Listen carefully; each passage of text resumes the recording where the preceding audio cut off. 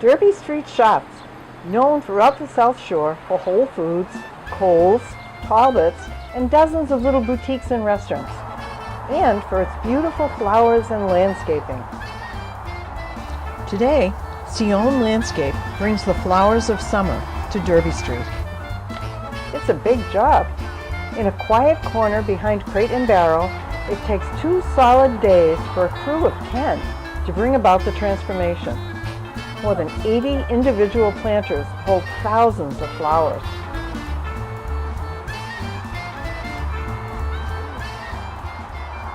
People often wonder how they do it. How do they design such beautiful planters? You start your center with what they call a thriller plant. A big, tall, your focus plant is called a thriller plant. And then you have what we call fillers. Then you put all your fillers around it, and then you need spillers. Spillers are the things that hang over the thrillers, fillers, and spillers. Thriller, which is the middle. A filler, which you fill in all around with all your plants, and then you have your spillers, which is everything that spills over the pots. The petunias, the sweet potato vine, the dark sweet potato vine, bacopa, anything that will grow over the pot is called your spiller, and that's what you need. You need the 3. I asked Jane if I could use her techniques to fill my planters at home. How to do it. When you go to Seoane's or the garden center, get a cart and start in your cart. Pretend your cart is your container, and you put your thriller in the middle, and you can work around that. That way you're not rushed. You can take your time and look at the color of the flowers and see what goes with it and match them that way, and then just work from the center out. And what you do is, I would suggest you put all your plants in your container, still in the containers. Put them all around just as we are doing here. They're still in the containers. That way you can stand back and say, you know what, I really don't like that. I'm going to move this here, move that, move this. Work with your planter first with them still in their pot. Then after you plant them, if you see there's a little holes here that you want to add stuff to, you can just add a filler, anything like this or some.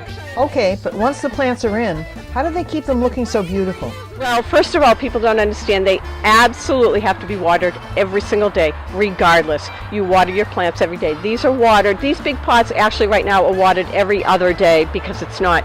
In the heat, we will water them every day. They get fed once a week, and they're deadheaded. Number one thing, you have to deadhead, and don't just pick the bloom off. You got to get way down where it comes from the stem and get rid of it. If you just pluck the top off, say a daisy, you pluck the top off, you're going to end up with just sticks. You got to go way down, snip them off way down, and that allows the plant to grow more. Oh my God.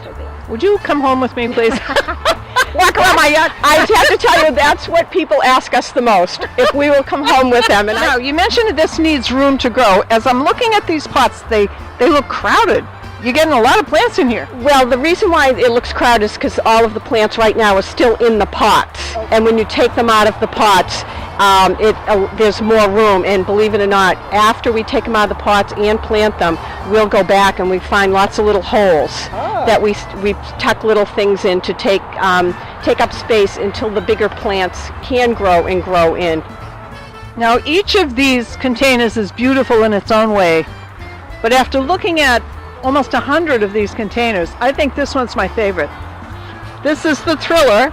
This is a tall evergreen, and Jane and Vicki told me that this stays in this pot all year round. So it's decorated for Christmas, and then in the spring it has pansies around it, and now the summer flowers, the petunias. But I love this yellow-green color, and look at these gorgeous bright pinks.